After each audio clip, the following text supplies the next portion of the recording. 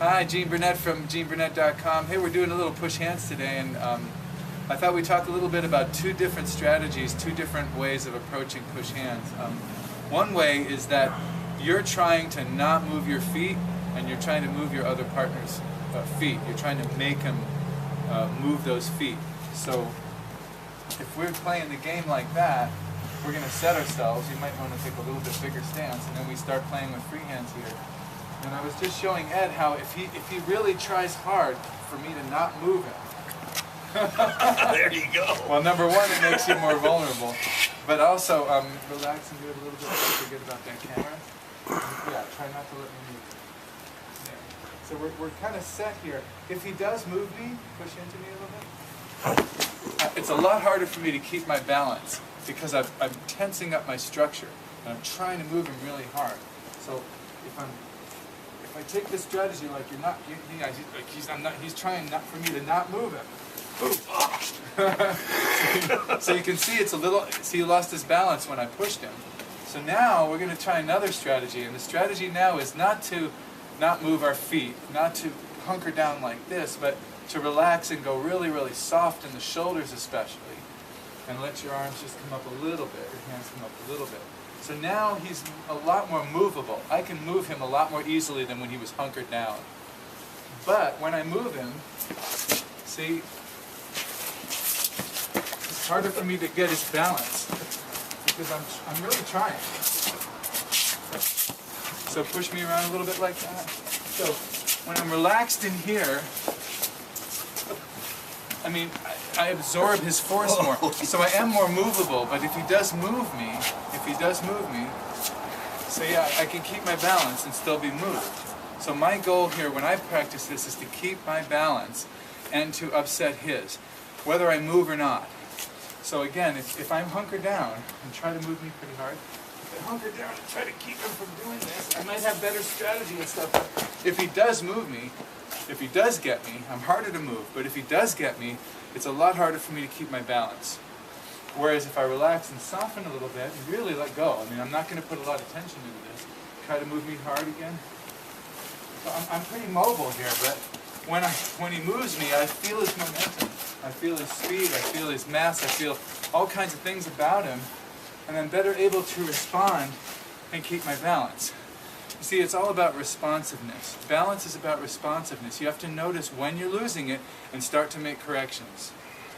And when you tense up and firm up and think, all right, I am immobile, I am not going to be moved, which is not a good asset in a fight, by the way, or in life, I will not be moved. The problem with that is as soon as he does get my balance, I can't be responsive because I've tensed up in the first place. So once I have to kind of panic to try to get my balance back. And if he's really good, he would follow me and he wouldn't let me get it back. So whereas if you go soft and relaxed and comfortable, now you got to have skills and you got to have some mechanics and stuff. But if in general your philosophy is, I don't care so much about being moved. I don't care if he makes me step. But that when he does make me step, I feel it and just settle into a new position. So when he pushes, I just go to a new place. Right? Push again. New place. Follow it up with another push. New place. See, I just keep relaxing and adjusting to new places.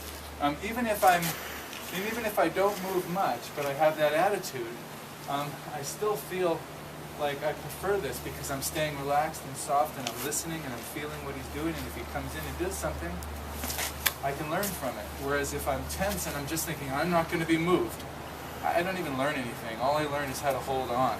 So Ed, you be really relaxed now, really soft. Yeah. So, looking for openings in the system a little bit. He adapts and adjusts. Finds another place. So just stay, keep thinking softly. As we start to lose faith in softness and we think, oh, I got to tense up now. Surely I've reached the limit. But no, the limit is freaking limitless.